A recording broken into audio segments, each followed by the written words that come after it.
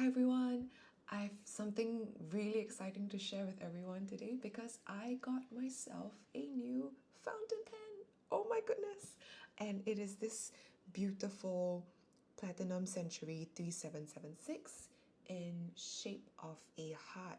And this is the chai latte color. And it is such a beautiful pen. I'm gonna go into what it came with, how it performs, and how it writes. But before that, I just wanted to share a little bit about my experience. It was quite funny because I completely was not expecting to get this pen. I actually have a bit of a wish list on the next pens that I am hoping to acquire, and it could change, but at the moment, or at least even before I got this pen, the top of the list was the Pilot Custom 823, which has such a cult standing in the fountain pen community. Although the price range for that one is quite high, so I'm actually still figuring out if that's something that I would actually like and enjoy, because I know for the vac filling mechanism, it can be quite tricky to change a lot of inks. And I think at this stage, when I'm still just getting into the hobby and when I'm still trying to figure out what kind of inks I like, I do feel like I would appreciate having that flexibility and that ease of changing inks all the time. So I feel like at this stage, I don't know if I do want a vac filling pen. The other pen that I have in my mind to get is an Esterbrook ST, which again has such a good reputation for being a comfortable writer. I know there are also views about it being a steel nib and being quite expensive for being a steel nib.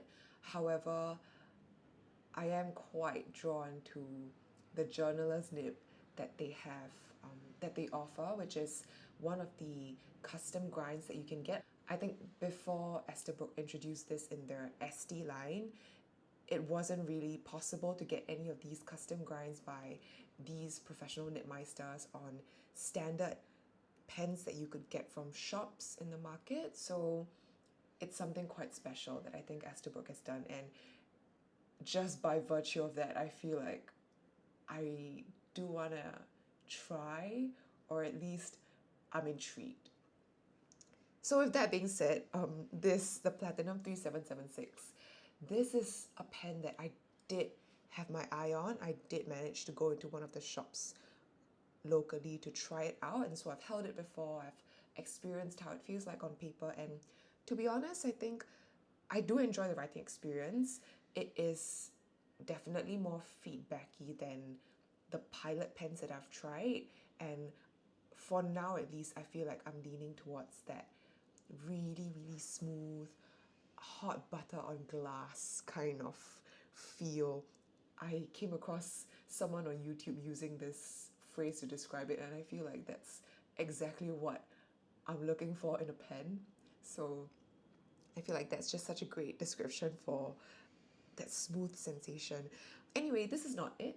If you're looking for hot butter on glass, the Platinum 3776 is probably not the smoothest experience you get, because there is definitely that bit of feedback from the paper. But I did really enjoy it. And I also did try some of the Sailor pens, and I feel like that probably has a little bit too much feedback. I don't know if I'm gonna eat my words, because Sailor is so popular among the fountain pen community, and I don't know if at some point I will just end up liking Sailor a lot. So I don't know. At this stage, I feel like it's either Pilot or Platinum for me.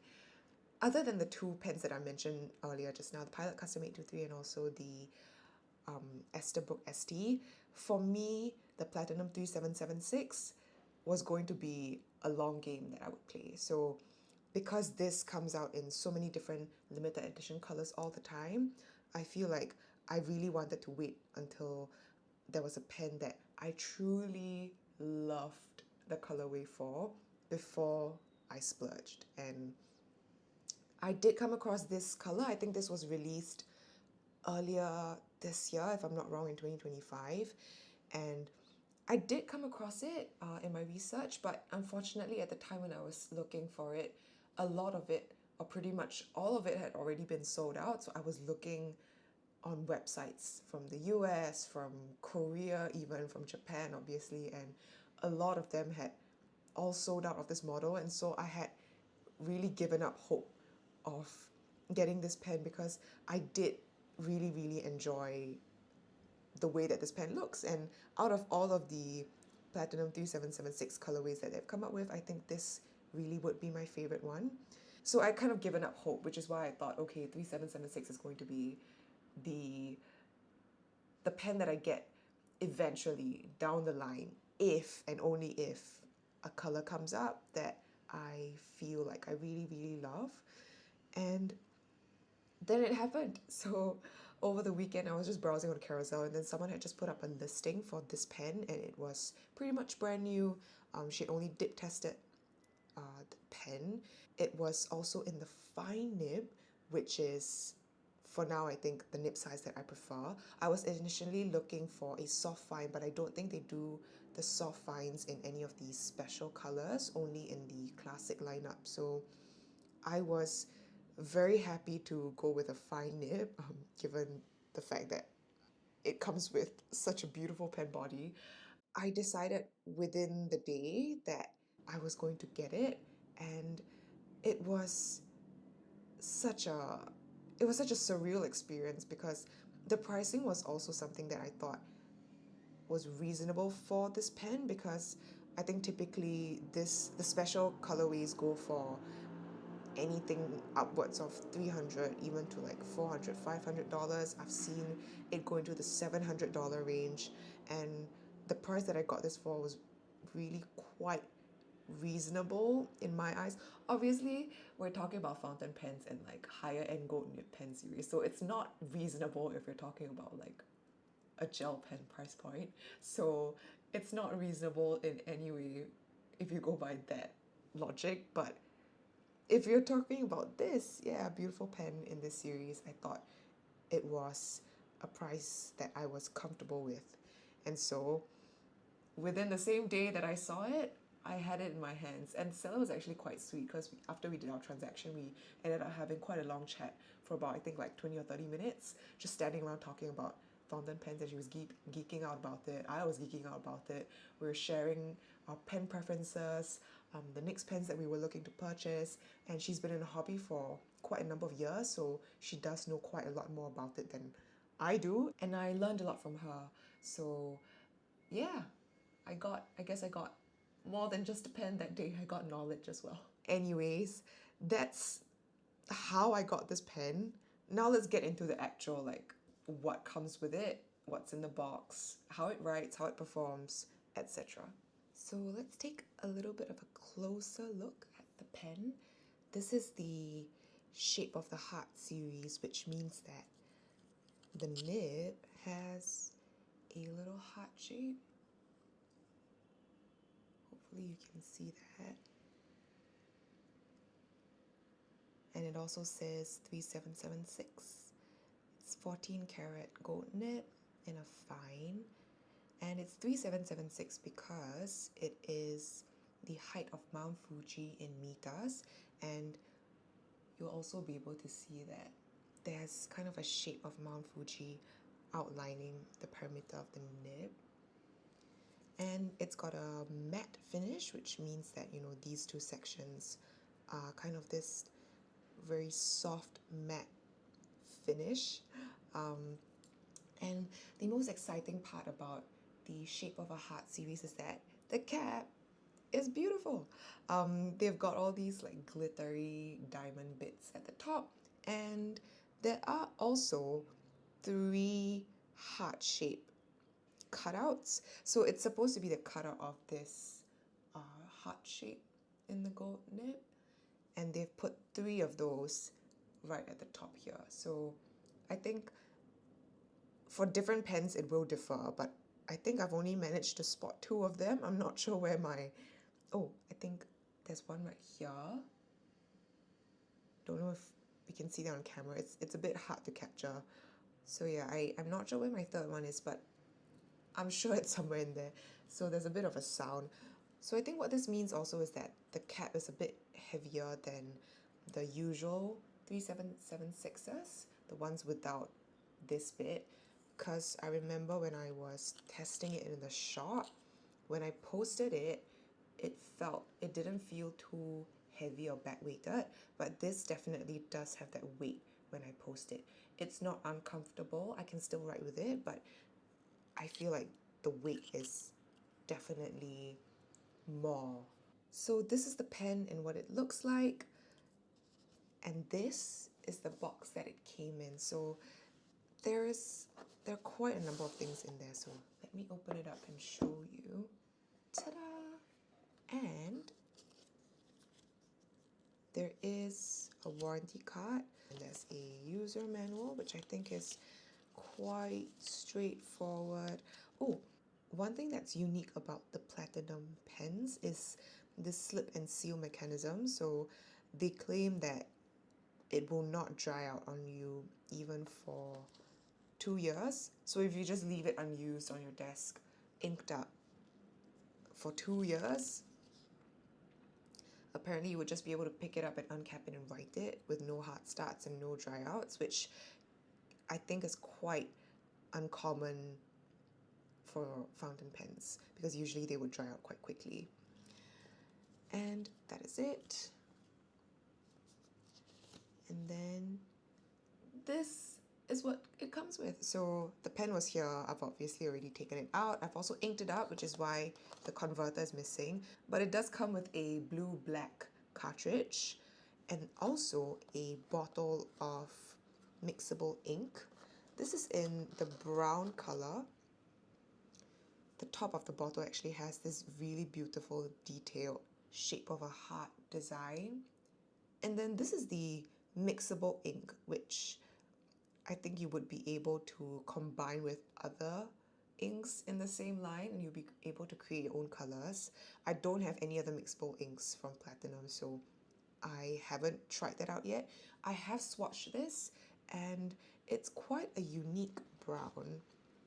Let me pull that out. So I have swatched this in my ink log and here it is. So there is it's quite a light brown, I would say, like compared to the other browns that I have. And I don't know if the camera is picking this up, but there is a green, blackish sheen that's happening on the outline. I haven't tried writing with this in a pen, so I don't know how much it would show up as like within the pen nib, but I'm definitely intrigued and interested to try it out. So that's what's in the pen. Why not we go ahead and do some writing samples? This is the Perpenip Su notebook. It was one of the notebooks that I got from my KL trip, and I have just started using it for fountain pen testing in general, and that's what we're gonna do now as well.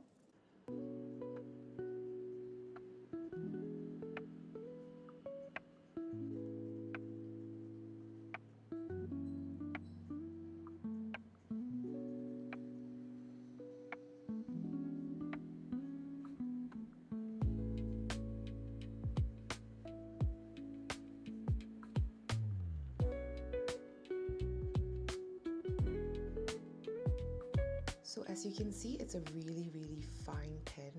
It writes beautifully. I think at the moment this might be the finest pen that I have.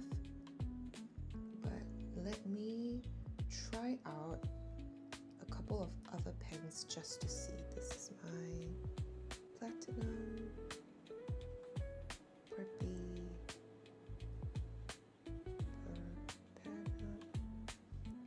in the 0.3 nib, which I think is meant to be the equivalent of a fine nib, and at the moment I have it inked up with Noodler's Rome, which is definitely a bit of a wet ink, because what I've realized is that it does tend to write a bit more broadly compared to some of my other inks. I do also have a second Preppy right here, This is in the maki finish, and it's the exact same nib, but in this one,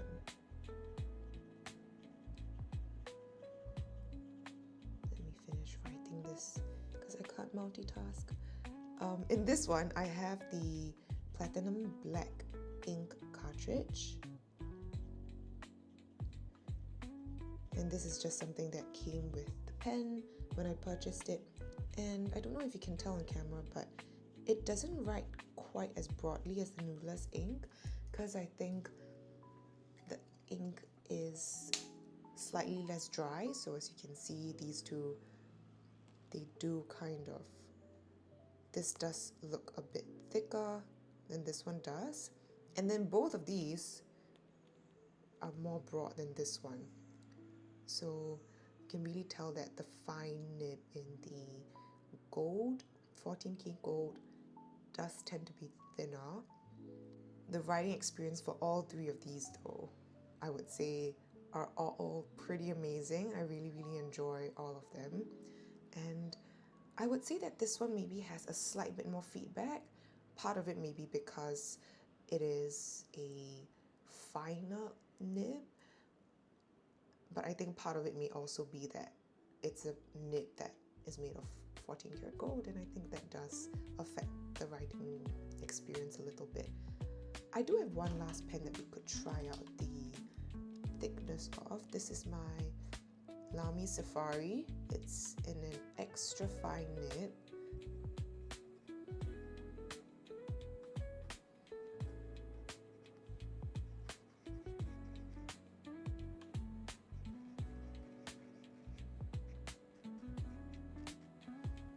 Interesting. So in terms of line thickness, I feel like